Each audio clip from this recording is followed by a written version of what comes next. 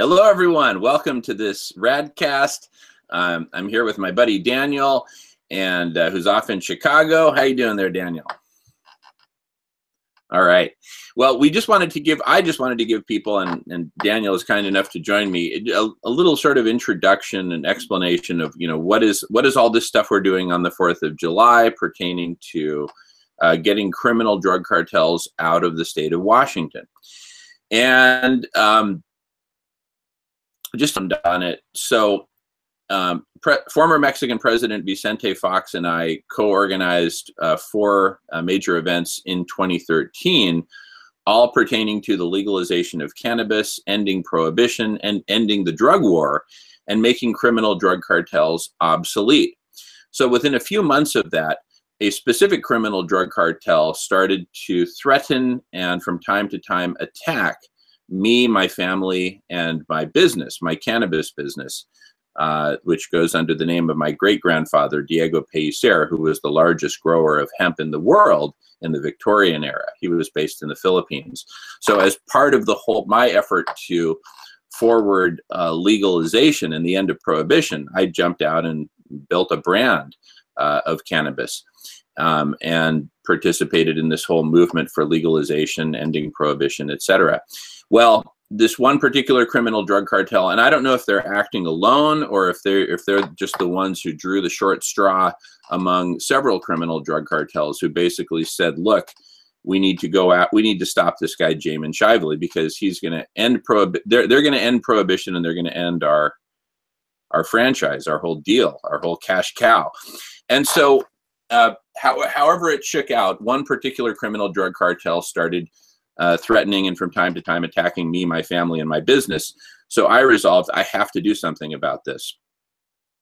And so rather than, for a while there, I and my family were just scared out of our minds. We didn't know quite what, how to best handle this. And so one of the things I did was I stepped away from the media spotlight and, to quietly figure out how to deal with this problem.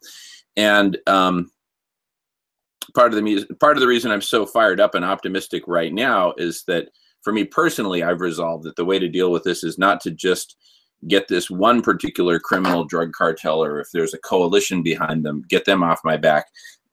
That would solve the problem for me personally.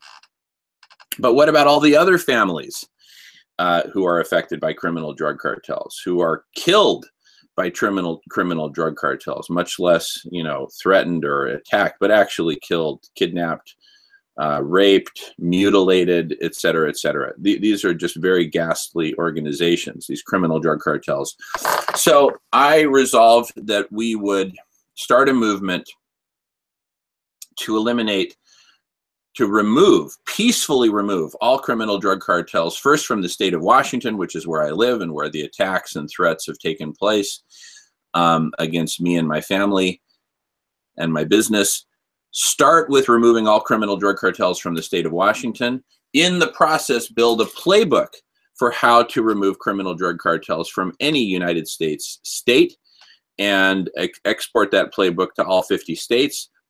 And ultimately export it to all countries around the world, and eliminate all criminal drug cartels from planet Earth as a first major milestone to eliminating all forms of organized crime from planet Earth, including crimes against Mother Earth herself, organized crimes against Mother Earth, such as fracking, such as the Dakota Access Pipeline, such as the military-industrial complex, such as modern agriculture, et cetera, et cetera. There's so many organized crimes against Mother Earth, many of which are not properly identified as crimes. And that's part of the power of taking this approach of focusing on organized crime, is that when you look at the crimes against Mother Earth as crimes and as committed by specific groups that are intentionally harming Mother Earth, then it completely changes the whole dynamic of the conversation around climate change and the 6th mass extinction that we're in. Because as long as there's nobody who's responsible, well, it's like, shoot, what do we need to do? Where do we need to act? Well, ultimately, we're responsible. But see, that message has fallen flat because most people don't like to assume responsibility for the harms that they're causing. And so we're taking a very different approach by focusing on criminality and going after one particular form of pure evil, organized crime, which is criminal drug cartels. But then once we topple the cartels, which we can do is through repealing prohibition, you see, with a stroke of a pen, we can remove the entire basis for the existence of violent criminal drug cartels. Repeal prohibition. Now, what do we replace prohibition with? That's a vast, complex topic with a lot of potential answers. I'm not even going to go there right now. But simply to say that it is quite clear that there are multiple alternatives that would be far better than having the drug trade controlled by violent criminal drug cartels, who then expand into human trafficking. They start manufacturing drugs that are extremely toxic. They'll stop at nothing to make another $1 billion because that's the nature of their business and who they are, pure evil. So the strategy is start with this one form of pure evil, organized crime, criminal drug cartels, and then expand the scope from there to all forms of organized crime, including organized crimes against Mother Earth herself. So that's kind of my thesis in a nutshell, and why, you know, both from a historical background standpoint and also from the standpoint of that which is the most urgent crisis facing humanity and planet Earth today, which is abrupt climate change. This is a way to ultimately address abrupt climate change in a way that will actually get people motivated and in action. And so I would sum it up by saying we're going to unite humanity to rid the world of violent criminal drug cartels. And with that victory, we will be able to lead humanity, the entire movement, will be able to lead humanity towards the elimination of all forms of organized crime, including crimes against Mother Earth. With that, I'm going to go on mute and hear your thoughts, Daniel, because you've got a lot of great thoughts on this. Yeah. So Jamin, you know, first of all, I want to really underline the courage that it takes to step up the way that you are concerning the threats and the issue of organized crime in this case. And I think it's important to link up the issue with prohibition of marijuana with the climate change issues. So you've been threatened. You were trying to, you were advocating for prohibition to be removed, and you were trying to start a business that would provide marijuana legally and, you know, with concern for the health of the individuals who are going to be buying the product. We have to note that some of the climate scientists have also been threatened. Jason Box had to move over to Europe because of threats and pressure. Michael Mann has reported that there were some threats issued to him. Peter Wadhams has mentioned some issues concerning threats and violence. And always the threats of violence are meant to silence people's voices, to mute it out. And I would say that, you know, based on my own experience working in mental health here in Chicago, that it seems pretty clear that there are industries, corporate interests, alcohol and all of the spin-offs of alcohol, the food and beverage industry, etc., who donate tremendous amounts of money to politicians. The pharmaceutical industry, which is, you know, massively behind all sorts of laws and politicians. And then we have the prison industrial complex. All of these impact, you know, communities in Chicago and around the country. And ultimately, when you have criminal cartels or you have street gangs, many of which are kind of like organized crime, essentially, at this point. There's very, very easy access to violence and have it be perpetrated on individuals who stand up. So again, a lot of courage to step out the way you are and stand up to it. And hopefully with the marijuana prohibition issue and the climate change issue, people will come to understand, including these corporate interests, these big money interests that only see things very, very short term. And they don't understand that they and their wonderful families, their children, their grandchildren, and perhaps they themselves are at this point in danger of having the game come to an end. And so, you know, I really salute what you're doing tomorrow, and I hope it can, you know, generate up some traction. And again, as always, I really appreciate your energy and ability to keep it going. Thank you, Daniel. Really appreciate that.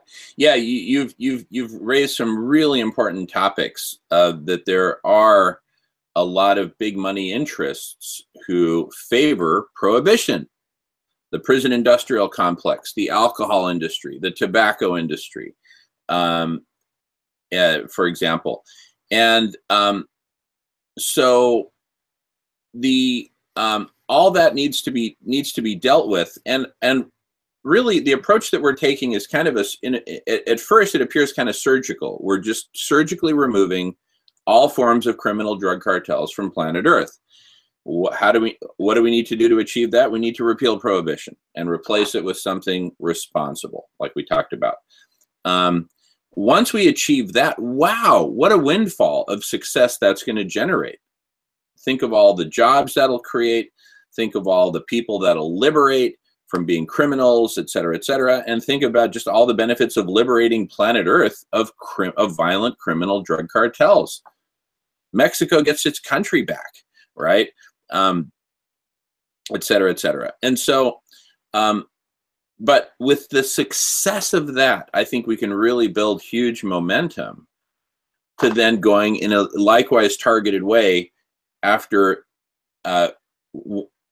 successively different forms of organized crime. So from criminal drug cartels, we might leapfrog straight to the Dakota Access Pipeline. I mean, I was up at Standing Rock participating in the protests and nonviolent actions in October and November last year. Well, you know, the Dakota Access Pipeline is continuing its on its path. It's organized crime against Mother Earth and her people.